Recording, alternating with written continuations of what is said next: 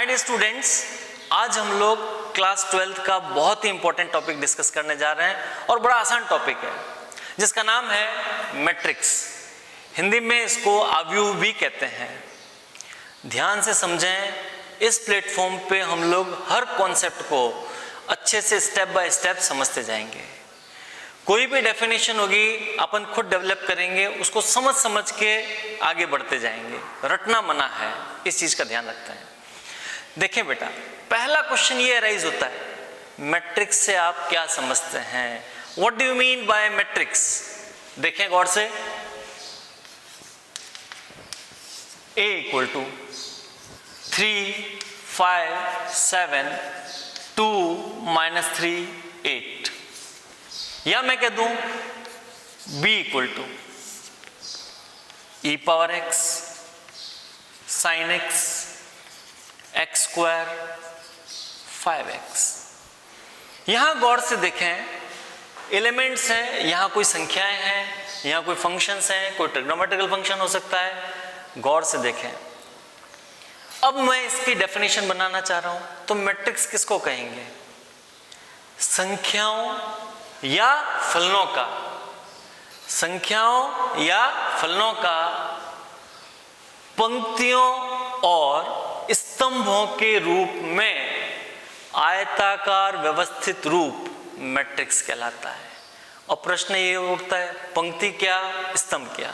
यहां देखें, ये जो हमारा आयताकार व्यवस्थित रूप है, इस आयताकार व्यवस्थित रूप में जो क्षैतिज रेखाएं हैं, यहां क्षैतिज रेखा कौन सी? 3, 5, 7। तो ये क्षैतिज रेखाएं क्या कहलाती हैं? पंक्ति। और जो ऊर्ध्वाधर रेखाएं हैं, वर्टिकल लाइंस, ये कहलाते हैं स्तंभ। अब यहां पर देखो, पहली पंक्ति हो गई 3, 5, 7, दूसरी पंक्ति हो गई 2, -3, 8। अब यहां पर पहला स्तंभ के अवयव कौन कौन हो गए? 3 और 2, 5 और -3 दूसरे स्तंभ के अवयव, 7 और 8 तीसरे स्तंभ के अवयव। मेरे ख्याल से बात क्लियर हो गई होगी। अब हमारी परिभाषा क्या बनती है, गौर से देखें। संख्याओं या फलनों का पंक्तियों और स्तंभों के रूप में आयताकार व्यवस्थित रूप मैट्रिक्स कहलाता है। इन्हें हम अंग्रेजी वर्णमाला के कैपिटल लेटर्स से निरूपित करते हैं, कैपिटल A, कैपिटल B इत्यादि से निरूपित करते हैं, और इन्हें बड़े ब्रैकेट या छोटे ब्रैकेट में निरूपित करते हैं। ये हो गई हमारी मैट्रिक्स की परिभाषा। इसके अंदर ये सभी अवयव हैं। फिर अब एक खास बात आती है, मैट्रिक्स की कोटि, ऑर्डर ऑफ मैट्रिक्स। गौर से देखें,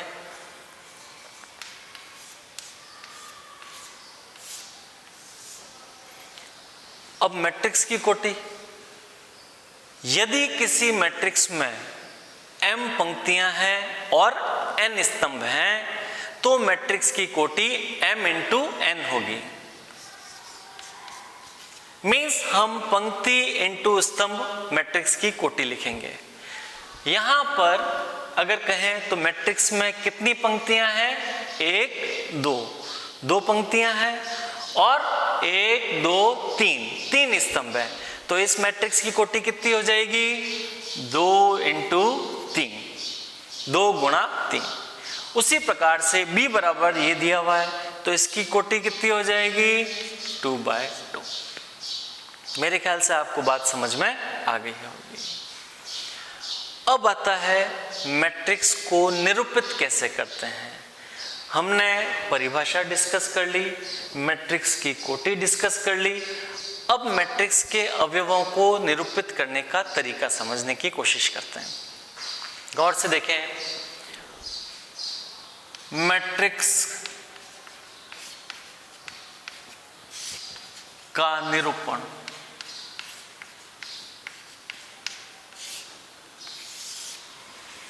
यदि मैं लिखता हूं कोई एक मैट्रिक्स A बराबर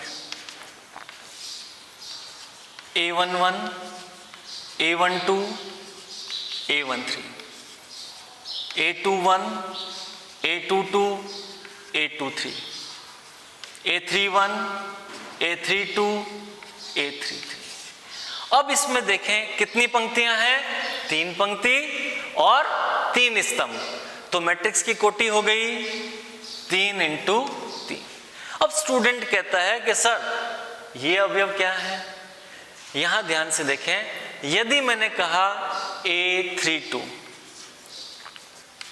तो A32 का अर्थ क्या हुआ? यह इस दिए गए मैट्रिक्स में तीसरी पंक्ति और दूसरे स्तंभ का अवयव है।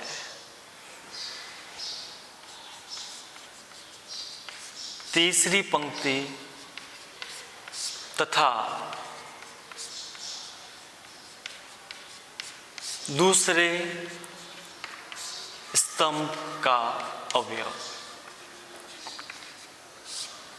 इसी प्रकार यदि मैं आपसे कहूं A21, पहला अवयव पंक्ति को निरूपित करता है और दूसरा अवयव स्तंभ को निरूपित करता है, तो यहां हम आसानी से कह सकते हैं कि A21 का अर्थ है दूसरी पंक्ति और पहले स्तंभ का अवयव।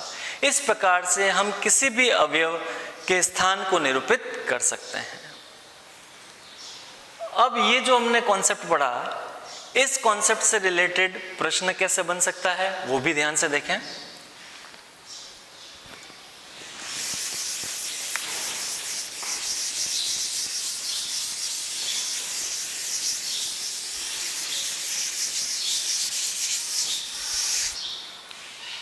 हमें कहा जाए एक मैट्रिक्स A बराबर AIJ,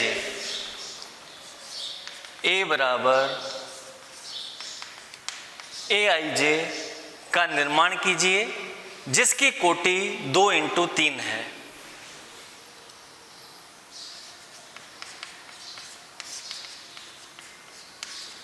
एक मैट्रिक्स A बराबर AIJ का निर्माण कीजिए जिसकी कोटि 2 × 3 है और जिसके अवयव AIJ बराबर 2i + j द्वारा दिए गए हैं। एक बार वापस समझते हैं। एक मैट्रिक्स का निर्माण कीजिए A बराबर AIJ जिसकी कोटि 2 × 3 है और उसके अवयव AIJ बराबर 2i + j द्वारा दिए गए हैं।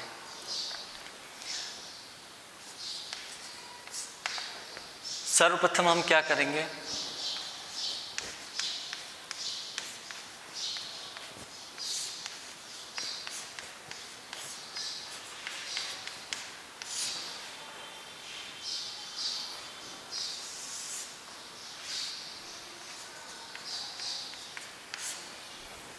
माना A बराबर, अब ध्यान से समझिए, जो कॉन्सेप्ट हमने पढ़ा है उसका एप्लीकेशन यहां पर है। यहां हमने कहा कोटि चाहिए 2 × 3, तो यहां पर क्या हो जाएगा? माना मैट्रिक्स A बराबर पहला अवयव आ जाएगा A11, मुझे 2 पंक्तियां चाहिए और 3 स्तंभ चाहिए, तो इसकी सहायता से मैं बना सकता हूं A11, A12, A13, A21, A22, A23। अब मुझे एक मैट्रिक्स प्राप्त हो गया जिसमें 2 पंक्तियां हैं और 3 स्तंभ हैं। सबसे पहले हमने मान लिया ये एक मैट्रिक्स है। अब हम दी गई शर्तों को संतुष्ट कराएंगे और एक एक करके सभी अवयवों को ज्ञात करते हैं। AIJ बराबर 2i + j दिया है। फर्स्ट, मैं सबसे पहले पहला अवयव ज्ञात करना चाह रहा हूं। पहला अवयव है A11, इसका मतलब i की जगह 1 रखना है और j की जगह भी 1 रखना है, तो यहां पर क्या हो जाएगा? 2 × 1 + 1 बराबर 3 हो गया। फिर मैं सेकेंड अवयव ज्ञात करना चाह रहा हूं A12, इसका मतलब क्या हुआ? i की जगह मुझे 1 रखना है और j की जगह 2 रखना है, तो कितना हो जाएगा? 2 × 1 1 + 2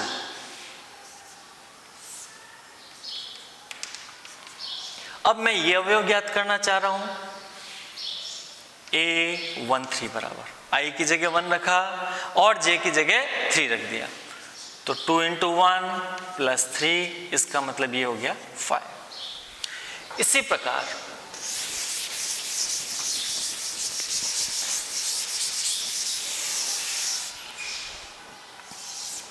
अगला अवयव ज्ञात करना चाह रहे हैं A21।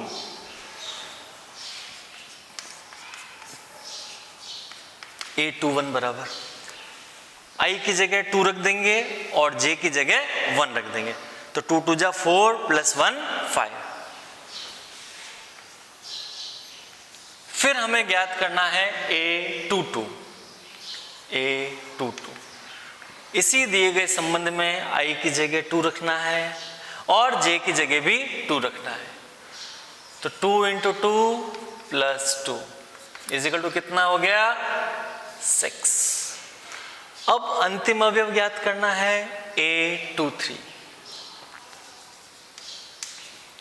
मेरे पास संबंध है 2I + J, इसका मतलब क्या करूंगा, I की जगह 2 और J की जगह 3, तो 2 × 2 + 3, तो A23 कितना हो गया? 7। बड़ा आसान सा काम है, एक बार इसको फिर समझने की कोशिश करें। सबसे पहले A बराबर AIJ एक मैट्रिक्स का निर्माण करना है जिसकी कोटि 2 × 3 है और इसमें अवयवों का संबंध 2I + J दिया हुआ है। माना मैट्रिक्स A बराबर A11, A12, A13, A21, A22, A23 है। संबंध दिया गया है AIJ बराबर 2I + J। मैं पहला अवयव ज्ञात करना चाह रहा हूं A11, तो I की जगह 1 और J की जगह 1 रखूंगा। इसी प्रकार A12, फिर A13। फिर मैं दूसरी पंक्ति के अवयव ज्ञात करना चाह रहा हूं, I की जगह 2 और J की जगह 1 रखा, तो हो गया मेरे पास में 5 आ गया। अब मैं ये अवयव ज्ञात करना चाह रहा हूं, तो यहां पर मेरे पास में आ गया 6 और ये वाला अवयव आ गया 7। अब इन सभी अवयवों के मान आ गए, तो हम फाइनली इसका रिजल्ट लिख सकते हैं। आंसर A बराबर पहला अवयव 3, 4, 5,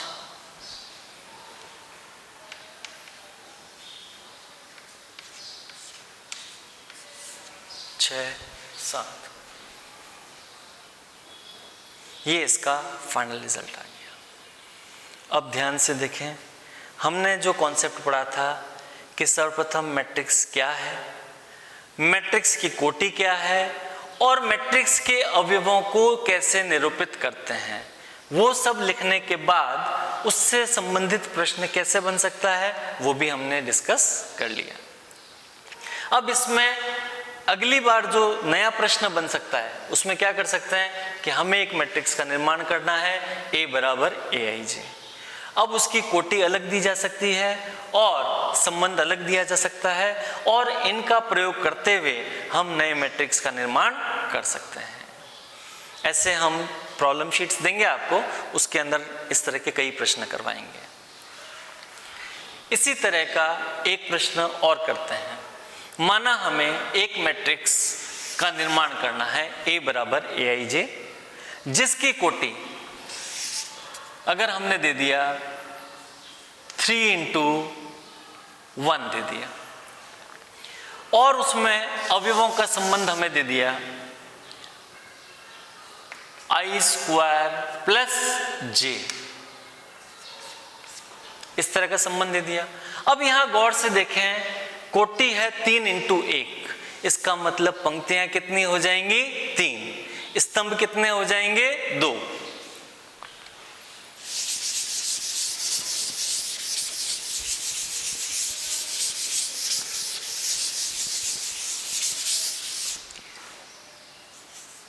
माना मैट्रिक्स A बराबर, अब यहां पर 3 पंक्तियां बनानी है, पहली पंक्ति, दूसरी पंक्ति, तीसरी पंक्ति, स्तंभ केवल 1। तो मैं क्या कह सकता हूं? A11, A21, A31। A11 में पहली पंक्ति पहला अवयव, दूसरी पंक्ति पहला अवयव, तीसरी पंक्ति पहला। यहां हो जाएगा 3 × 1। गौर से देखें, अब इसके अवयव हैं तो यही संबंध हमें लगाना है और इसके अवयवों को हम ज्ञात करते हैं। दिया है, क्या संबंध दिया हुआ है? ए आई जे बराबर आई स्क्वायर प्लस जे स्क्वायर। अब यहाँ A11 मीन्स आई की जगह 1, जे की जगह 1, तो 1 स्क्वायर प्लस 1 स्क्वायर, इसका मतलब कितना हो गया? 2। A21, आप खुद पार्टिसिपेट करें और बेटा पेन और पेपर जरूर लेकर बैठें, साथ साथ ध्यान से देखते जाएं। यहां पर क्या हो जाएगा? 2 स्क्वायर प्लस 1 स्क्वायर मीन्स 5 और A31 means 3 square plus 1 square equal to 10। अब हम इसका फाइनल रिजल्ट लिख देंगे।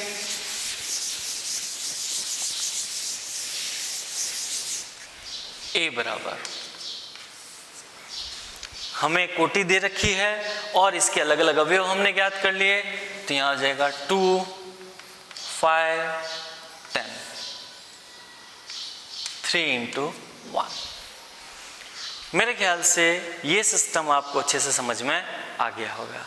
अब इस पे हम वैरायटीज ऑफ क्वेश्चंस की प्रॉब्लम शीट देंगे तो आप और अच्छे से क्लियर हो जाएंगे। अगला महत्वपूर्ण पार्ट आता है समान मैट्रिक्स। इस कॉन्सेप्ट से रिलेटेड राजस्थान बोर्ड 2019 में प्रश्न पूछा गया था। 2020 का तो बोर्ड का पेपर अभी तक हुआ ही नहीं, 2019 में इसका संबंधित प्रश्न दिया गया था, वो भी मैं आपको करवाऊंगा।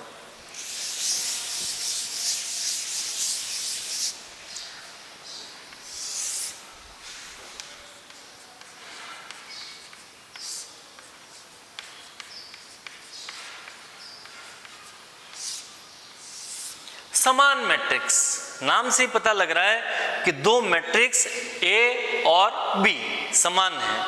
अब आप खुद सोच के बताएं कि दो मैट्रिक्स समान हैं तो क्या क्या शर्तें संतुष्ट होनी चाहिए, वो हम देखते हैं। सबसे पहली बात, मान लिया मैंने कोई मैट्रिक्स ए दिया हुआ है, ए बराबर ए बी सी डी, और मैंने कोई दूसरा मैट्रिक्स बी बराबर 3 - 2 4 7 ऐसा दे दिया। अब ये मैट्रिक्स ए और ये मैट्रिक्स बी दोनों मैट्रिक्स समान कहलाएंगे यदि नंबर 1 इनकी कोटियां समान हो। इसकी कोटि कितनी दी हुई है? 2 × 2, और इस मैट्रिक्स बी की कोटि कितनी दी हुई है? 2 × 2। ये मैट्रिक्स ए, ये मैट्रिक्स बी। अब यहां पर देखिए मैट्रिक्स ए तथा बी समान होंगे यदि पहली शर्त दोनों मैट्रिक्स की कोटियां समान हो। यहां पर हमने देख लिया दोनों की कोटियां समान हैं। और दूसरी शर्त इनके संगत अवयव भी समान हो, मीन्स जो A11 है इसके A11 के बराबर हो, ये अवयव A12 इसके A12 के बराबर हो, ये इसके बराबर हो, ये इसके बराबर हो। अर्थात A बराबर 3, B बराबर -2, C बराबर 4 और D बराबर 7। यदि मुझे दिया गया है कि कोई भी दो मैट्रिक्स ए और बी समान है तो उनकी कोटियां समान होनी चाहिए, उनका ऑर्डर सेम होना चाहिए और उनके संगत अवयव भी समान होने चाहिए।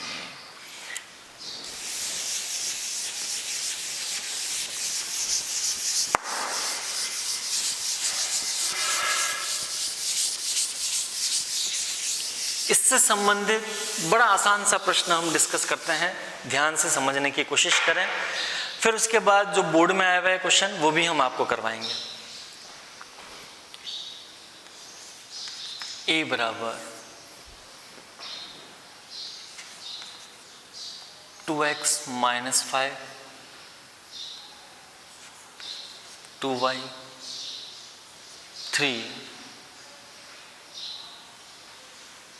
7 और एक अन्य मैट्रिक्स B बराबर हमें दे दिया 10, यहाँ दे दिया 6, यहाँ दे दिया 3 और 7। यदि कहा जाए कि मैट्रिक्स ए तथा बी समान है तो एक्स और वाई के मान ज्ञात कीजिए।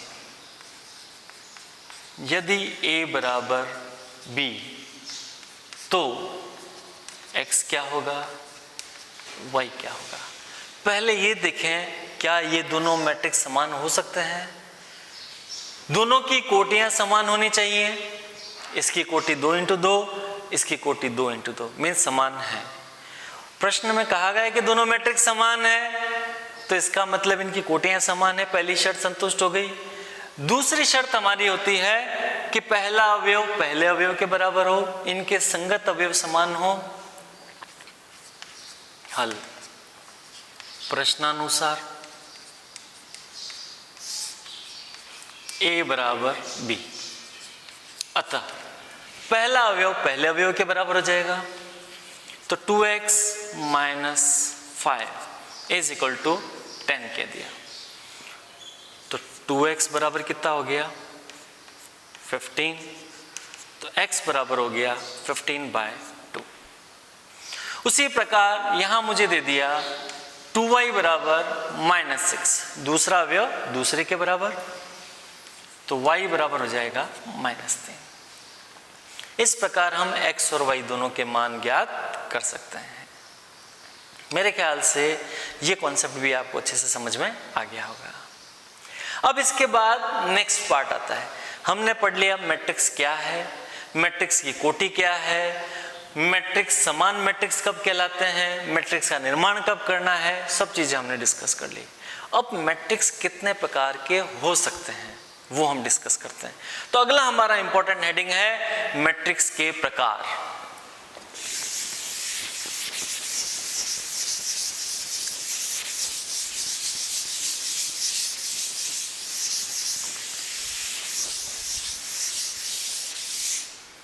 यहां भी हम ध्यान से समझते जाएंगे, रटना मना है। ध्यान से देखें मैट्रिक्स के प्रकार।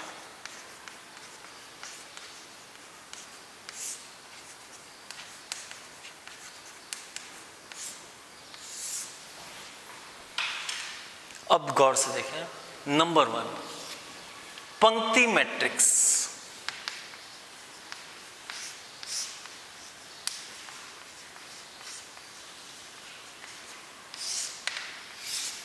या पंक्ति आव्यूह, हम ऐसा भी लिख सकते हैं। अब पंक्ति आव्यूह या पंक्ति मैट्रिक्स नाम से ही स्पष्ट हो रहा है। वह मैट्रिक्स, परिभाषा हम खुद बना रहे हैं, वह मैट्रिक्स जिसमें केवल एक पंक्ति हो। गौर से देखें, वह मैट्रिक्स जिसमें केवल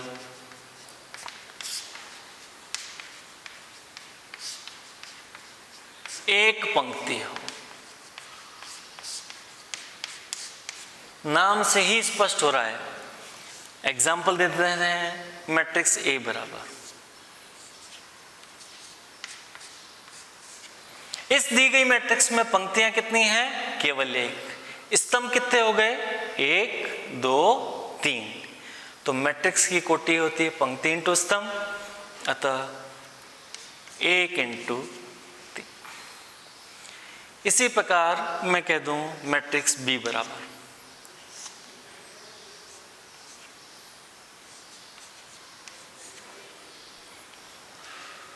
एक पंक्ति स्तंभ 2, कोटि हो गई 1 × 2।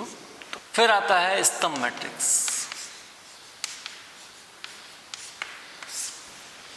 पुनः नाम से ही पता चल रहा है, स्तंभ मैट्रिक्स किसको कहेंगे, वह मैट्रिक्स जिसमें केवल एक स्तंभ हो। एक स्तंभ,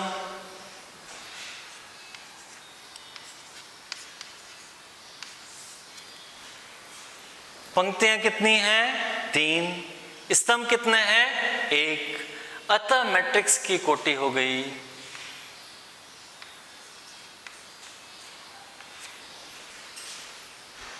एक अन्य उदाहरण देता हूं, b बराबर, यदि मैं लिख देता हूं 5x पंक्तियां कितनी हैं? 2, स्तंभ केवल 1 है, 2 into 1। अगला भाग आता है शून्य अवयव शून्य मैट्रिक्स। नाम से ही स्पष्ट है, वह मैट्रिक्स जिसके समस्त अवयव शून्य हो। अब शून्य मैट्रिक्स किसी भी कोटि का हो सकता है, वह मैट्रिक्स जिसके समस्त अवयव शून्य हो।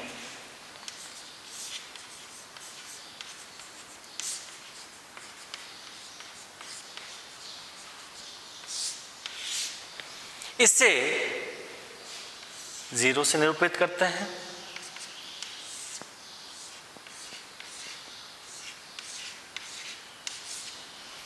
कोटि कितनी हो गई? 2 पंक्तियां हैं, 3 स्तंभ हैं। बिल्कुल अच्छे से समझ में आ रखा है हमें। इसी प्रकार से अगर हम कह दें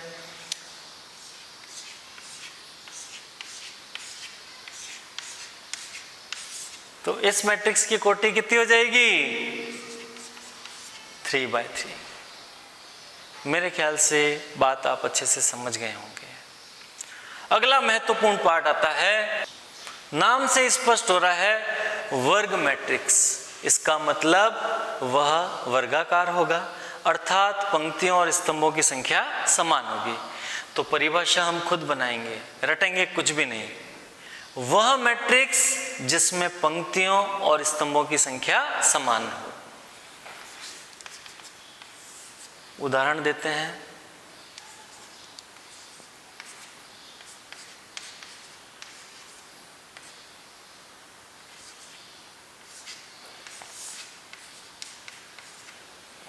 इसमें 3 पंक्तियां हैं और 3 स्तंभ हैं, तो इस मैट्रिक्स की कोटि हो गई 3 into 3। यह वर्गाकार मैट्रिक्स कहलाएगा। और इसमें अगर मैं इस प्रकार से निरूपित करता हूं, A11, A12, A13, A21, A22, A23, A31, A32, A33। इसमें पंक्तियों की संख्या 3 और स्तंभों की संख्या भी 3। मैट्रिक्स की कोटि हो गई 3 into 3। अब यहां गौर से देखें, एक खास बात आपको नजर आ रही होगी।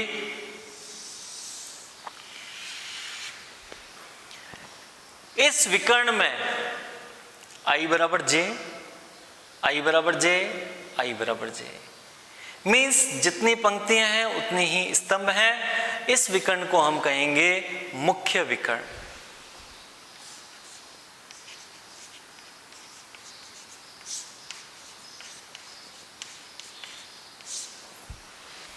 तो यहां पर जो खास बात है, वर्गाकार मैट्रिक्स है, इसके अंदर पंक्तियों स्तंभों की संख्या समान है, और जिन अवयवों में A11, A22, A33 वाली शर्त संतुष्ट हो रही है, वो अवयव इसके मुख्य विकर्ण के अवयव कहलाते हैं।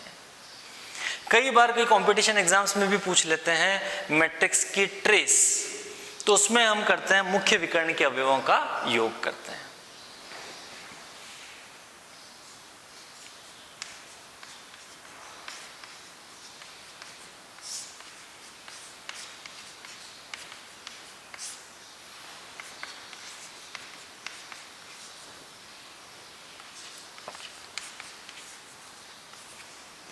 यदि मैं मुख्य विकर्ण के अवयवों का योग कर दूं तो वह मैट्रिक्स की ट्रेस कहलाती है।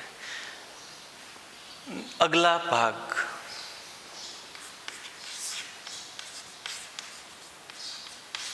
विकर्ण मैट्रिक्स।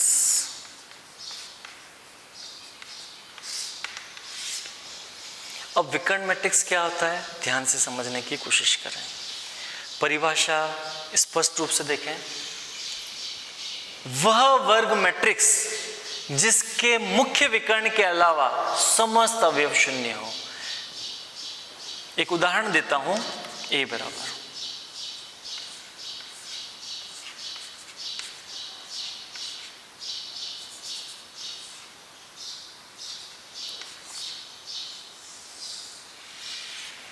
परिभाषा बिल्कुल स्पष्ट है, ऐसा वर्ग मैट्रिक्स जिसके मुख्य विकर्ण के अलावा समस्त अवयव शून्य हो। अब यहाँ मुख्य विकर्ण के बारे में कुछ नहीं कहा गया है, मुख्य विकर्ण के अलावा समस्त अवयव शून्य होंगे तो वह मैट्रिक्स विकर्ण मैट्रिक्स कहलाता है। अब इसको एक और ढंग से निरूपित कर सकते हैं। अगर मैं लिखता हूं A बराबर Aij यदि I not equal to J। Next part आता है अपना अदिश मैट्रिक्स। अब अदिश मैट्रिक्स क्या चीज है? ऐसा विकर्ण मैट्रिक्स जिसके मुख्य विकर्ण के समस्त अवयव समान हो। कैसे? गौर से देखिए। A equal to 5 0 0 0 5 0 0 0 5।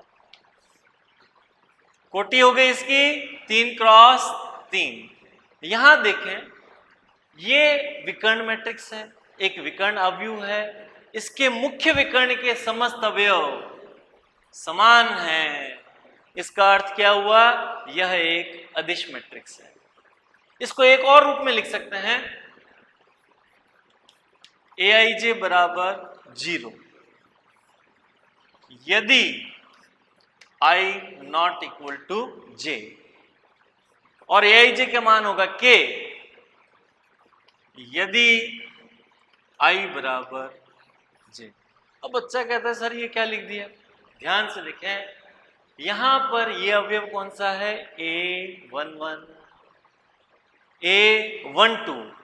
I और J बराबर नहीं है, इसका मतलब मुझे 0 लिखना है।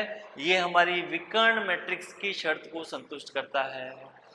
और जब I और J बराबर हो जाएं, अर्थात A11 A22 A33, तो हमें कोई अचर राशि K लिखनी है। जैसे यहाँ 5 5 5 है, इसी प्रकार मुख्य विकर्ण के समस्त अवयव 3 3 3 हो सकते हैं, 2 2 2 हो सकते हैं। सभी मुख्य विकर्ण के अवयव समान होंगे, तो वह क्या कहलाएगा? अदिश मैट्रिक्स या अदिश अवयव। इसका अगला पार्ट आता है इकाई मैट्रिक्स। बहुत महत्वपूर्ण है, आप जितने भी प्रश्न हल करेंगे उनमें कहीं ना कहीं आपको ये मिल ही जाएगा। ध्यान से समझें।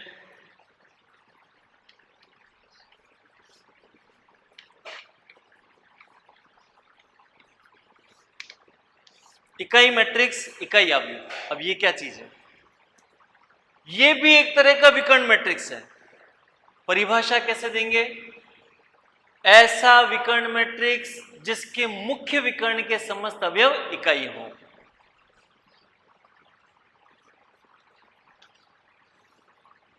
One zero zero 0 1 0 0 0 1। अब एक बार परिभाषा हम खुद बनाते हैं।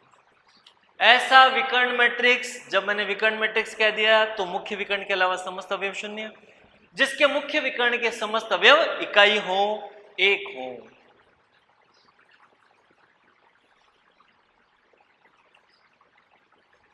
ध्यान से समझें, इकाई मैट्रिक्स को हम सदैव In से निरूपित करते हैं, जहां n मैट्रिक्स की कोटि है। यहां मैंने क्या लिखा? I3।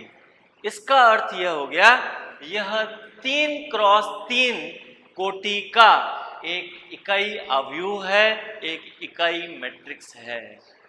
अगर मैं लिखता हूं I2, तो इसका मतलब क्या हो गया? 2 क्रॉस 2 कोटि का इकाई अवयव है। I2 बराबर 1 0 0 1। अब मैं Aij के रूप में लिखूं तो कैसे लिख सकता हूं? Aij बराबर सेम वही 0 यदि I not equal to J, और Aij इक्वल टू 1 यदि I इक्वल टू J। इस प्रकार हमने सबसे पहले अदिश मैट्रिक्स और फिर इकाई मैट्रिक्स को परिभाषित कर लिया। किसके रूप में? विकर्ण के रूप में। अगली प्रकार का मैट्रिक्स आता है त्रिभुजाकार मैट्रिक्स। त्रिभुजाकार मैट्रिक्स के दो प्रकार होते हैं। नंबर 1, ऊपरी त्रिभुजाकार मैट्रिक्स।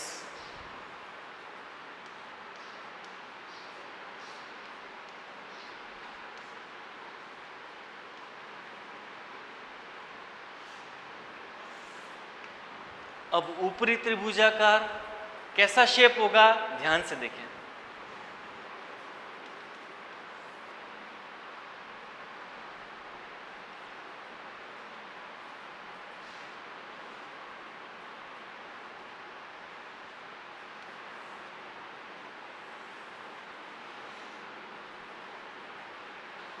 अब परिभाषा खुद बनाएंगे, ध्यान से देखें। ये ऊपरी त्रिभुजाकार मैट्रिक्स है, इसमें मुख्य विकर्ण के नीचे के समस्त अवयव शून्य हो। तो परिभाषा क्या बन गई? ऐसा वर्ग मैट्रिक्स, ऐसा वर्ग मैट्रिक्स जिसके मुख्य विकर्ण के नीचे के समस्त अवयव शून्य हो। Aij बराबर क्या हो जाएगा?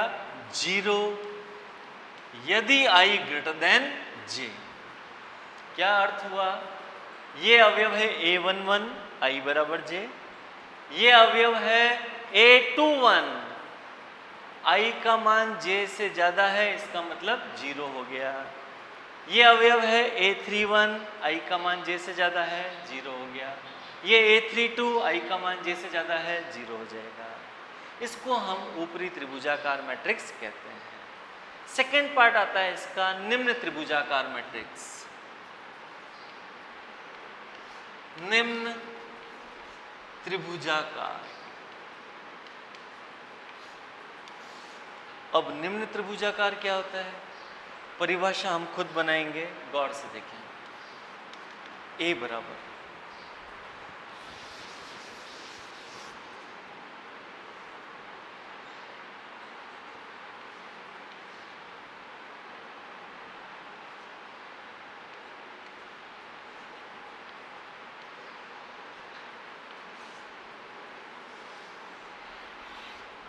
निम्न त्रिभुजाकार अवयव नीचे की तरफ हैं और मुख्य विकर्ण के ऊपर के अवयव शून्य हैं।